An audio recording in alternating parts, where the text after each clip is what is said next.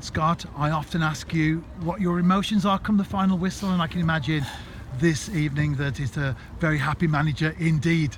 Yeah, it's pretty happy, for the game. If you take a win, that would be the be all and end all. Looking at performance-wise, if you got that win against Connah's Quay, you'd be happy. But although we didn't come out for the first 5 minutes, we didn't even come out of our half. A little bit disappointed, and then you can see that they're up for it. You can see the way they're setting up, and they cause us trouble. To be fair, they cause us problems, and then they went 1-0 up, and then to be fair to them, it shows their resolve, how they come back from that. We don't go behind too many times, and it just shows that we can stand up to the man and then play when we need to. We still created chances, we still look good on the break, and I knew the way that they pressed us and harried us, they wouldn't be able to do that for 90 minutes, and that was the case really, because we're fitter than them. Obviously we're better footballers than them, but they're stronger and physically, better, more adept at long ball and seconds and things like that. And I praise them in the dressing room, because when you're having that against you for 90 minutes, it's very difficult to stand up to, because they're physical, it's direct, it's relentless. And I thought they even tried to play a little bit more tonight as well, and it showed that they can do at times. And what were your thoughts when Connah's Quay took the lead? It was a Mike Wild header, of course. Yeah, seen it and played with him many years. Excellent header of the ball. And when balls come in with quality like that, it's very difficult to defend. I think the only thing that you could say is that there wasn't enough pressure on the ball.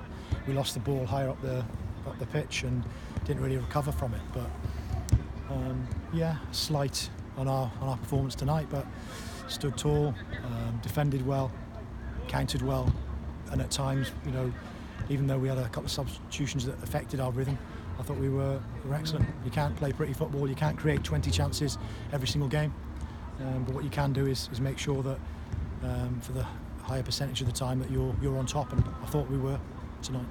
And it was a Connah's Quay name on the score sheet for the second goal, but fortunately for TNS it was an own goal. Yeah, it was a good move, to be fair. It was a good move. We broke and good ball into the box, and I thought Hazard had actually got it, but they said it was he was claiming it, trying to claim the goal. But no, it's pleasing that the most pleasing thing from this game is that we can go behind, we can stand up to teams physically, and then play our game, and that was the game plan really. We knew how they would play, and long throws, direct balls in from the keeper. They changed the angle and then put the balls in from wide areas, and if you can win the first one and the second one, then you've got half a chance, and really pleased with that win tonight. And it was another player that you've also played with at the New Saints who scored the winner. Fortunately though, he's still at TNS, Simon Spender. Yeah, very good. I do often have a go at him in training for shooting, and he looks back at me and says, yeah, I was in the right position, but tonight, look where he was in the box. How many fullbacks would venture that far forward and make sure they get in there, but on his weaker foot, I was made up when he scored, to be fair. Still a very good player, very important for us, and a good finish. And there were two players missing from the starting lineup today, Ryan Brobble and Keston Davis, due to suspension, but the team coped admirably.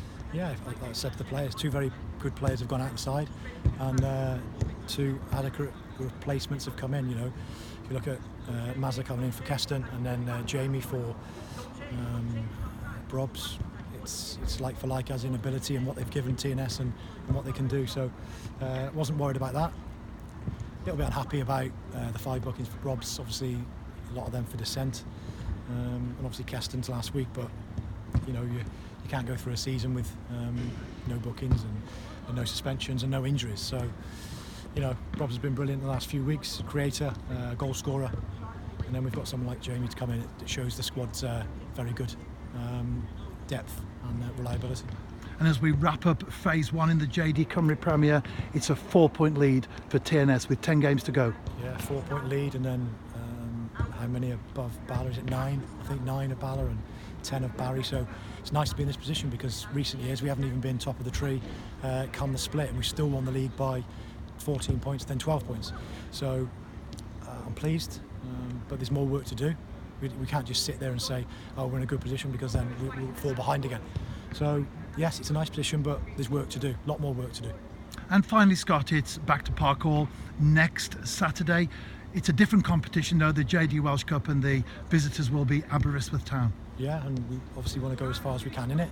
It's the only cup competition we're left in, and we're holders of it. We won it last year. We don't want anyone taking our cup off us. that's the way we should look at it. And although we might make a couple of changes, it'll be a very strong team. Scott, thank you for your time, and of course, massive congratulations on that victory this afternoon. Thanks, Rob.